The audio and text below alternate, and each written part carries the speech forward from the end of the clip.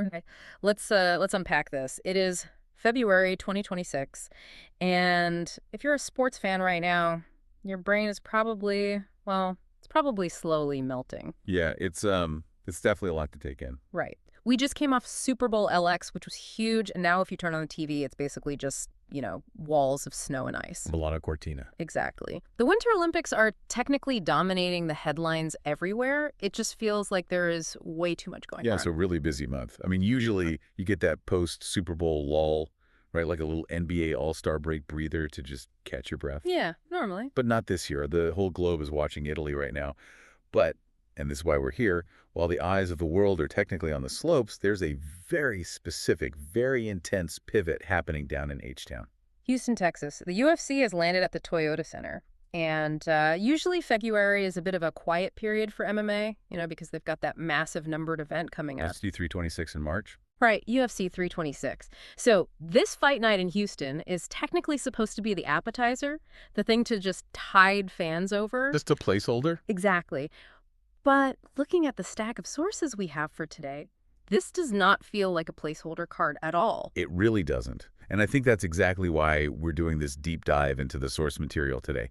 Because while casual fans are, watching curling or figure skating, Hey, no disrespect to curling. none at all. Curling is great. Yeah. But the hardcores know there is a very high-stakes narrative playing out in Houston right now. I mean, you have a card that isn't a pay-per-view. You aren't dropping $80 for it. Which is always nice. Always. Yeah. But the main event features a former world champion fighting for his absolute life in the rankings.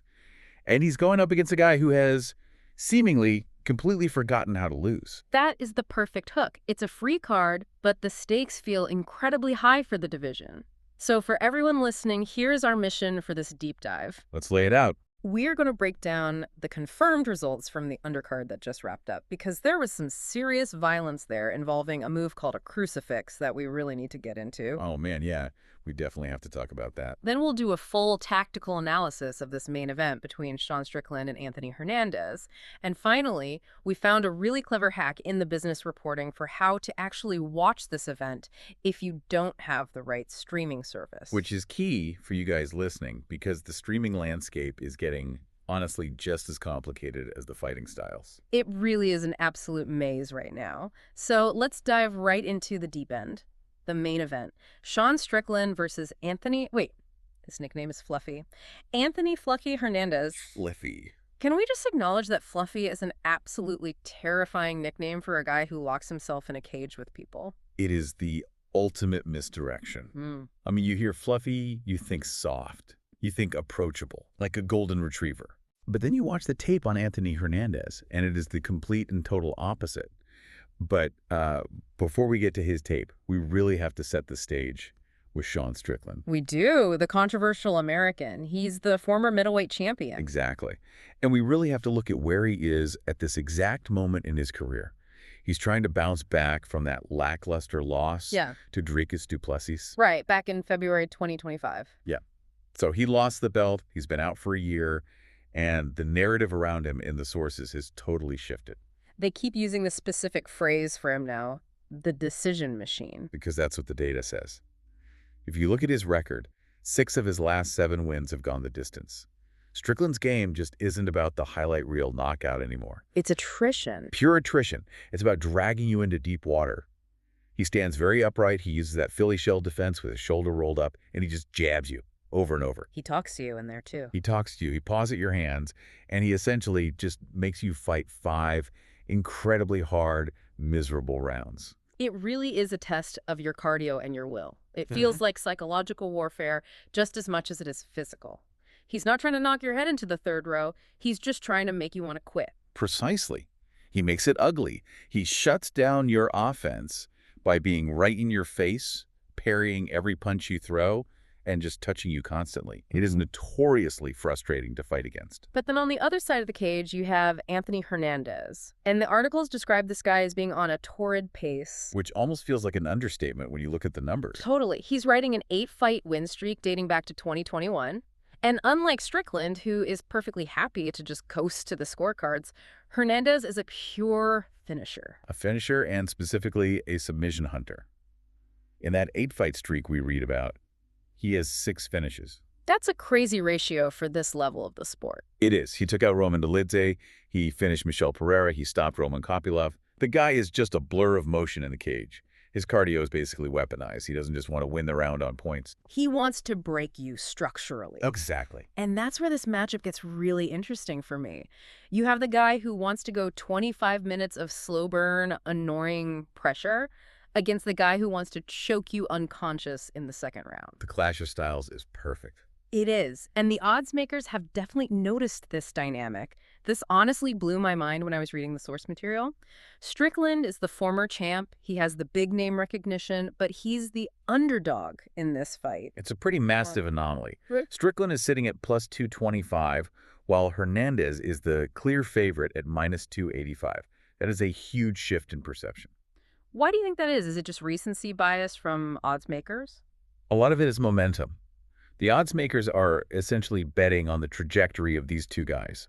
They're looking at Hernandez's win streak and thinking, this train is not stopping anytime soon. Right. They see Hernandez actively destroying people, and they see Strickland having these very close, very contentious decision fights. And the logic is that the game is speeding up while Strickland is slowing down. They seriously doubt Strickland can hold off this explosive new generation.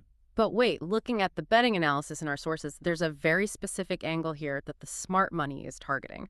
It's not just about picking who gets their hand raised, but betting on how long the fight actually lasts. Yes, and this is where you can find real value if you look past just picking a winner. Yeah. There is a line on the fight going over 4.5 rounds at minus 180 odds. Okay, let's break down the logic of that. It's fascinating. You have Strickland, whose entire recent history dictates a 5-round war. 8 of his past 10 fights have gone late. He is incredibly durable. He really doesn't get knocked out. No. And he's very hard to submit because his defensive fundamentals are so sound. He's basically an unmovable object in there. Okay, so Strickland is the brick wall. Right. And then you have Hernandez, who we know hunts for early submissions. Yeah. But the bettor's logic asks, what happens if Hernandez rushes in and can't get that early tap? Because Strickland's defense holds up. Exactly. If Strickland survives that initial storm, Hernandez keeps pushing, Strickland keeps defending, and suddenly we're in round 4. The analysis is that Strickland is durable enough to survive the early danger, and Hernandez has the cardio to not fade away late. So the bet is essentially Strickland won't get finished and Hernandez won't get tired. You nailed it. We are highly likely looking at a 25-minute grind. It's a classic gatekeeper versus future contender setup. Can Strickland's experience and that weird, awkward defense halt the hype train? Or is Hernandez just way too dynamic for him at this point in his career? It's the absolute perfect main event tension. It really is. I love that tension. But before we get to see how that main event strategy plays out, we have to talk about what just happened on the undercard. Because while everyone was anticipating the main event chess match, the prelims provided some immediate, serious violence. Violence and shenanigans. I think that's the most accurate way to describe the undercard. Let's start with the violence. Jacobe Smith. This was the battle of the undefeated records. Jacobe Smith 11-0 versus Josiah Harrell, also 11-0. Someone's zero has got to go. As they always say, and wow, did it go. This was a massive statement win. We analyzed the matchup beforehand, and the big question in the source material was whether Smith's technical ability could handle Harrell's scramble-heavy style. Because Harrell is known for being totally chaotic, right? Yeah. Very hard to pin down on the mat. Extremely chaotic. Yeah. But the answer to that question was a definitive yes. It was brutal. The sources describe the finish involving a crucifix position. Now, for you listening, if you maybe only watch the big title fights, let's explain what that actually is, because it sounds biblical and extremely painful. It is an absolute nightmare scenario for any fighter. Picture this in your head. Yeah. You are lying flat on your back on the canvas. Your opponent is on top of you, chest to chest. Already a bad spot. Bad spot. But here is the catch. He has trapped one of your arms firmly between his legs, and he has trapped your other arm with his own arms. So you're lying there, arms spread out wide like a crucifix. Completely exposed. You literally have 0 hands to defend your own face. 0. Your face is just a stationary target at that point. And Smith trapped Harrell in that exact position and just rained down elbows and punches. It's pure helplessness. And it was over fast, wasn't it? Very fast. 3 minutes and 1 second of round 1. It was a complete validation of all the hype surrounding Smith. He showed he is the slicker, far more composed striker and grappler. He didn't just win a decision, he effortlessly dismantled another highly touted, undefeated prospect. That is exactly the kind of finish that puts the entire division on notice. It puts you right on the map. But then, moving down the card, we had the wild card fight, Michel Pereira versus Zachary Reese. Now, whenever I see Pereira's name on a bout sheet, I basically expect a circus. You expect shenanigans. That is his entire brand at this point. Backflips during the fight, flying knees off the cage, dancing, slapping his feet on the canvas to confuse guys. It's wild. Pereira is this terrifying blend of freak athleticism and entirely unnecessary risk. And this fight against Reese was exactly that formula. It went to a split decision, right? Right. Which sounds surprisingly close for a Pereira fight against an unranked guy. It was incredibly close. The scorecards were 29-28, 28-29, and 29-28 for Pereira. But here is the big takeaway from the source analysis. Pereira won, but he barely survived. Really? Yeah. Reese is a dangerous, hittable opponent, and Pereira's unpredictability is his greatest superpower, but it's also his biggest weakness. It sounds like he almost played with his food a bit too much in there. Precisely. When Pereira fights within a structured game plan, he's elite. But when he starts doing all the showman stuff against a guy with real knockout power like Reese, he leaves massive openings. And he paid for it. He got rocked a few times. He got his hand raised, but it wasn't the dominant, clean performance he really needed to erase the memory of his recent losses. It was chaos, but it was chaos that almost backfired on him completely. Managed chaos that was very barely managed. Now, let's shift gears to the heavyweights. We had Sergey the Polar Bear Spivak versus Ante Delita. And this one, well, it wasn't exactly a backflipping circus like Pereira. No, absolutely not. This was a masterclass in the absolute basics, specifically the jab. The source is actually called Spivak's jab a jaw laser beam. A jaw laser beam. I love that imagery so much. It sounds like a weapon from a comic book. But it wasn't just a completely one-sided beating the whole time, was it? Not entirely, no. Delita's definitely had his moments. In round one, he landed this massive head kick that woke the whole arena up. In round two, he actually put together a huge flurry where Spivak was forced to shell up and just cover his head against the cage fence. Delita was smelling blood. He really thought he had him out of there. So how did Spivak pull it off? Because usually when a heavyweight gets rocked like that against the cage, it's game over. The lights go out. It came down to pure composure and that jaw laser beam jab. He just kept popping it. Think of a piston in an engine. Just constant? Constant. Every single time Delita tried to reset his feet to throw a power shot, pop right in the face. He cut Delita open, he completely controlled the distance of the fight, and he just ground the pace down to a halt. And he won on the scorecards. He won a clear, unanimous decision. 30-27, 29-28, 29-28. Look, it wasn't pretty. It wasn't a viral highlight reel knockout like Jacobe Smith had, but it was incredibly effective heavyweight grinding. Sometimes you just have to be the hammer, even if you're a really boring hammer. Exactly. Yeah. And in the heavyweight division, consistent tactical dismantling is actually a pretty rare commodity. Spivak proved he could stick to a smart game plan even when his head is ringing from a head kick. Okay, so that covers the violence we've seen so far. But there is another storyline weaving through this card that I think is super important for the landscape of the sport. It's happening in the featherweight division. We've got Maquizzel Costa taking on Dan Ige. This is a classic crossroads fight. If you follow the sport deeply, you know this exact narrative really well. Let's break down the characters in this story for the listener. You've got Costa, who is the rising star. He won all 4 of his matches in 2025. He's looking incredibly dangerous and practically unstoppable right now. And then you have Dan Ige, The veteran. the fading veteran, arguably. Dan Ige has been an absolute staple of the top 15 rankings for years now. He's tough as nails. In fact, he's never been finished in the UFC. Which is insane. It's an incredible stat, but he is slipping down the ranks. He struggled quite a bit against Patricio Pitbull recently. So this fight is basically the ultimate litmus test for the featherweight division. It's the prove-it moment. It really is. The question is Costa actually ready for the elite level? Or does Dan Ige have enough of that old man's strength and technical boxing left in the tank to gatekeep the division? Now, when you say gatekeep, you don't mean that as a slight against Ige, right? No, not at all. A gatekeeper in MMA is a highly respected, crucial role. It's the guy who separates the pretenders from the real contenders. If you can beat a guy like Dan Ige, you prove you belong in the top 10. If you can't, you get sent back down to the prelims to work on your game. And the betting odds favor Costa pretty heavily here, don't they? They do. He's sitting around minus 230. And it's primarily because of his recent evolution as a fighter. He used to be known as strictly a grappler, but in 2025, he showed vastly improved striking. He had that crazy head kick stoppage of Charrier. Exactly. So now he's a true dual threat. Yeah. Eberge have to worry about getting submitted on the mat, but he also can't just blindly walk Costa down on the feet because Costa can really crack now. It feels like one of those pivotal fights where if Anij loses badly, we might honestly be talking about his retirement. But if Costa loses, it's a massive setback for his hype train. It's incredibly high stakes for completely different reasons. Yeah. It's basically survival versus ascension. Now, speaking of survival, let's talk about the survival of our wallets. Because figuring out how to actually watch these fights is getting complicated. This card isn't on regular cable, and it's not a standard pay-per-view you just buy on your TV. No, this is part of the massive shift we're seeing in sports media broadcasting. This event is totally exclusive to Paramount+.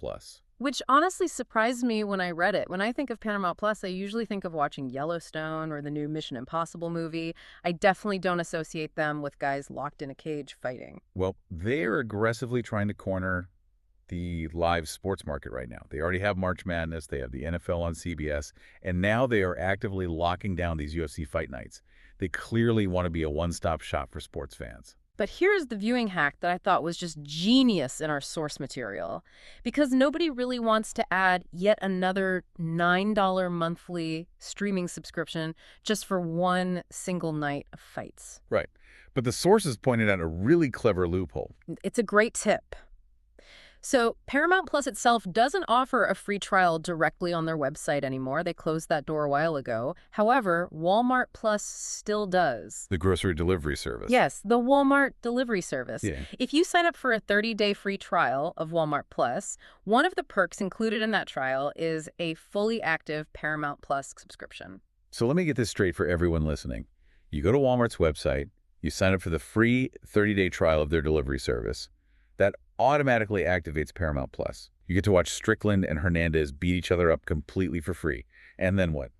You just order some groceries. You order your groceries for the week, you get the free deliver, and then if you decide you don't want to keep the service, you just cancel it before the 30 days are up. You literally get the fights for $0. That is exactly the kind of actionable intel I love finding in these deep dives. You get violence and vegetables delivered directly to your door. Peak efficiency right there. Truly. So let's zoom out for a second as we wrap this up. We've got this huge main event coming up. We've seen some brutal finishes on the undercard with Smith. What does this specific night actually mean for the UFC as a whole? If we connect all of this to the bigger picture of the sport, it's entirely about the middleweight division. Yeah.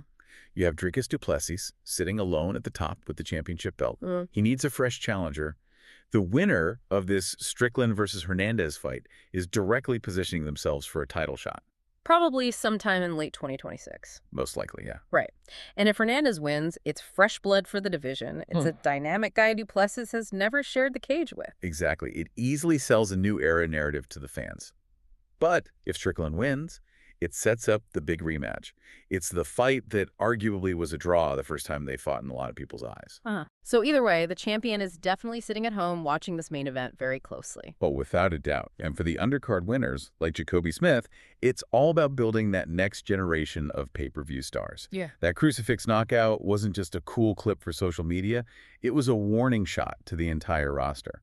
It says, I'm coming for that belt in 2027 or 2028. Exactly. It's been a wild night, a night of gritty decisions, a brutal crucifix knockout, and now we have this main event that pits pure, exhausting volume against a killer finishing instinct. And honestly, that contrast is what makes this sport so incredibly compelling to watch. You never really know which style is going to prevail until that cage door officially closes and locks. Is the consistent jab better than the early choke? We're about to find out. So here is a final provocative thought to leave you with, listeners, as you settle in for the main event. We talked a lot about Dan Ige. We talked a lot about Sean Strickland today. Both of those guys rely heavily on their experience. They've seen it all in the cage. They don't panic under pressure. They've been in there with the best. Right. But looking at guys like Anthony Hernandez and Melquizael Costa, at what point does all that experience stop being an asset and start becoming a physical liability? That is the ultimate unavoidable question in combat sports. Is your experience actually wisdom, Or is it just too much mileage on the odometer? At a certain point, the body simply cannot keep up with what the brain wants it to do anymore. And tonight, we might just see that exact limit tested. We certainly might. Thanks for taking this deep dive into the source material with us. Enjoy the fight. Enjoy the